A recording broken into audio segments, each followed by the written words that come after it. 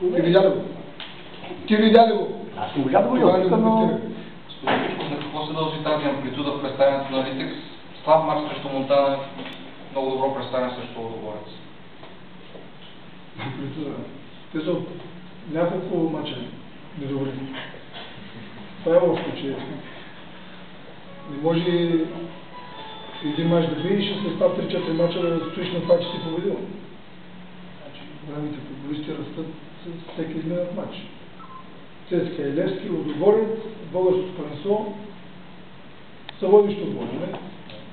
Барселона защо го няма? Защото не ги интересува да играят с Реал Мадрид или с Челси. Или играят с Малага или с Кадис. Меси играе всеки матч, и това не е големо.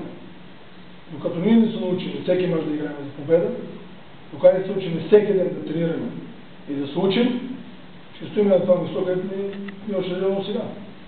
Господин Стоичков, за какво съжалявате повече? За пропуснатата победа в последните минути на този двубой или за загубата с нощи на Барселона от Реал Мадрид?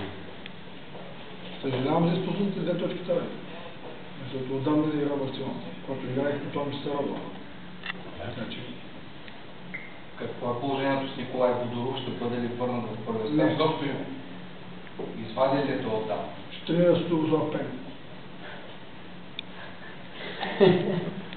Доколко бяхте много разочарован след матча с Монтана, бяхте дори много сърдит на почти всички ваши футболисти, доколко те днес до някаква степен изкупиха вината си пред вас? Че спечелиха на точка с труд. А когато играеш, когато се трудиш, резултатът е.